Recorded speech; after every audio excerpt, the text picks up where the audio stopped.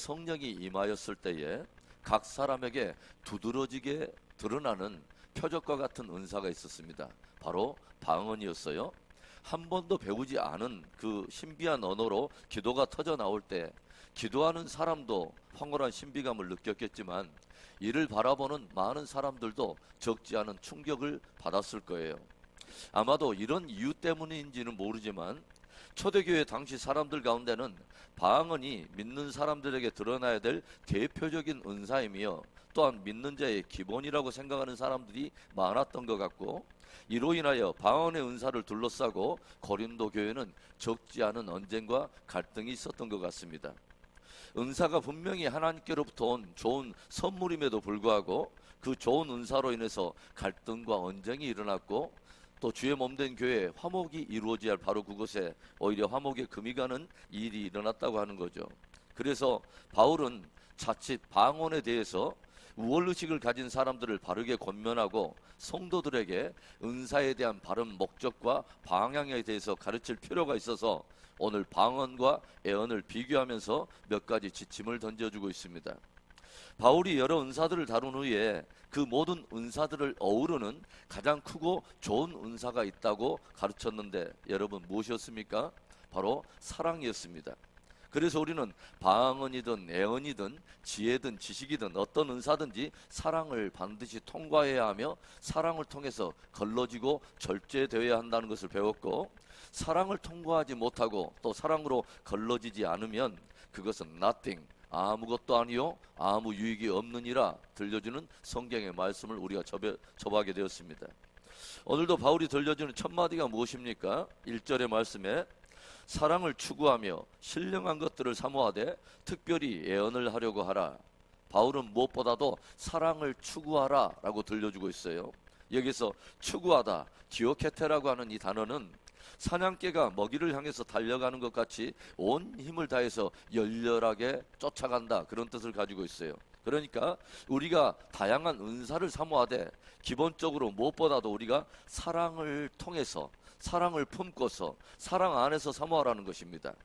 그리고 바울은 방언을 하려고 하라 라고 말하지 않고 특별히 애언을 하려고 하라 라고 권면하여 들려주고 있어요. 그러나 그렇다고 해서 바울이 지금 애언을 방언 위에 높이 두고서 방언하는 사람들을 폄하하거나 방언의 가치를 그렇게 무시하려고 하는 것이 아니고, 그렇다고 해서 애언하는 사람을 높이 세우고자 하는 것도 아닙니다. 다만 방언과 애언이 가지고 있는 그 독특한 각기의 특징을 바르게 가르치고 궁극적으로 은사가 무엇으로 열매를 맺어야 합당한가를 우리에게 가르치려고 한다고 하는 것입니다. 그렇다면 첫째로 방언의 특징은 무엇입니까? 2절의 말씀을 보겠습니다. 방언을 말하는 자는 사람에게 하지 아니하고 하나님께 하나니 이는 알아듣는 자가 없고 영으로 비밀을 말함이라. 방언은 성령의 감동 속에서 우리의 영의 깊은 곳으로부터 하나님을 향하여 흘러나오는 기도의 언어라고 말할 수 있습니다. 그래서 방언의 대상은 사람이 아니라 하나님이라고 하는 거죠. 그래서 우리가 방언을 통해서 기도하면 우리의 영의 깊은 곳에서 하나님을 향한 깊은 기도가 올려지게 된다고 하는 거죠. 바울도 자신이 다른 사람들보다 더 깊은 방언으로 더 풍성하게 하나님께 기도할 수 있다고 하는 것을 감사하고 있는 것이 성경에 기록되어 있죠. 그러나 방언이 가지고 있는 또 다른 하나의 특징이 무엇이냐면 다른 사람들은 알아들을 수 없다는 것입니다. 그리고 정작 기도하는 자신도 정확히 그 뜻을 알 수 없기 때문에 통역하는 자가 반드시 필요하다고 하는 것이죠. 그래서 방언으로 기도할 때 영으로 깊은 기도를 오래 할 수 있고 개인의 유익을 얻고 개인의 덕은 세울 수 있을지 모르지만 통역이 없으면 아무도 그 뜻을 알 수가 없어서 다른 이들이나 공동체에는 별 유익이 없다고 하는 것입니다.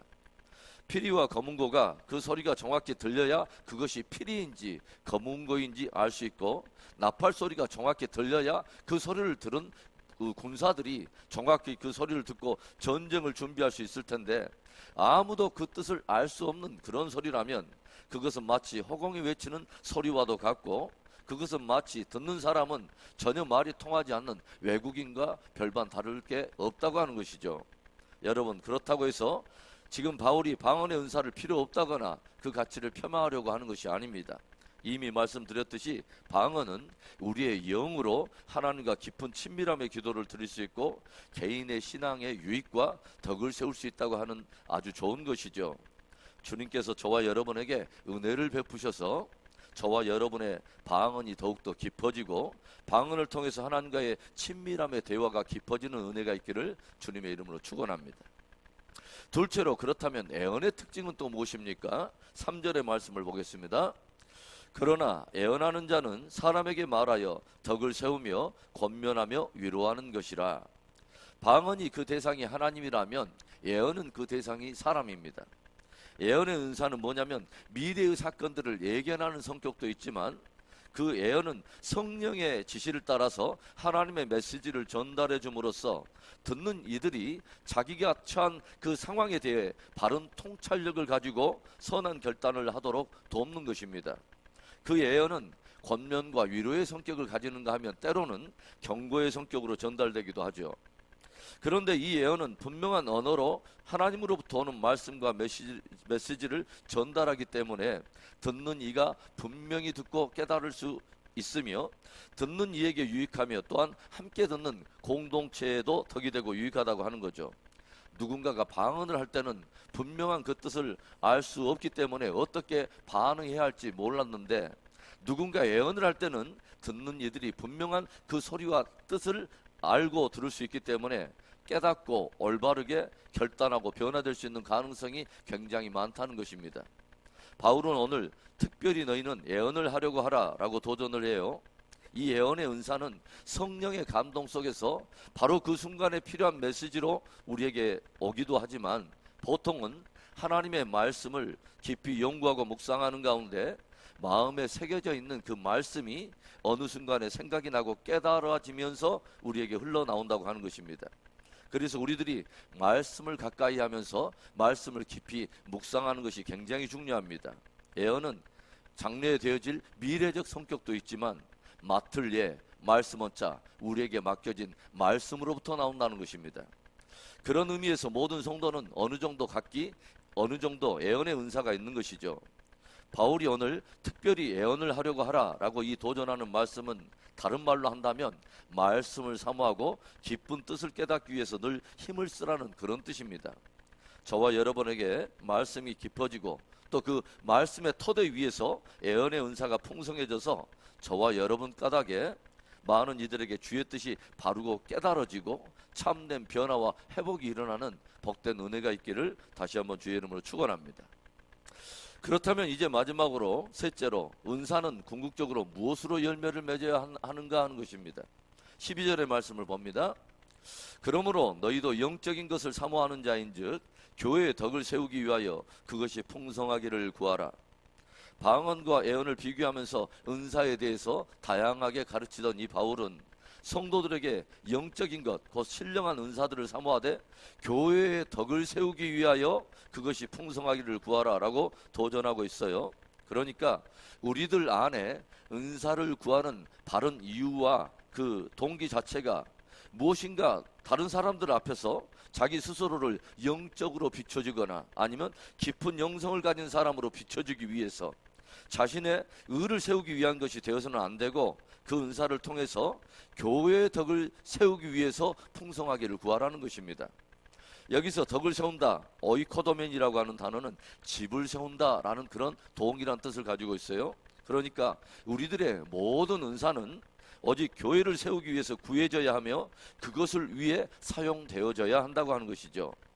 아무리 타고난 은사가 있다 할지라도 그것으로 형제 자매를 세우고 또 교회를 세우는 것이 아니라 오히려 누군가를 실족하게 하거나 교회를 무너뜨리는 것이라면 그 은사는 심히 왜곡되게 오용된 것임을 깊이 우리에게 경성하여 들려주고 있습니다. 사랑하는 여러분, 저와 여러분 안에 방언의 은사가 깊어지기를 바랍니다. 여러분의 말씀이 깊어지는 가운데 애언이 풍성하게 임하기를 축원합니다.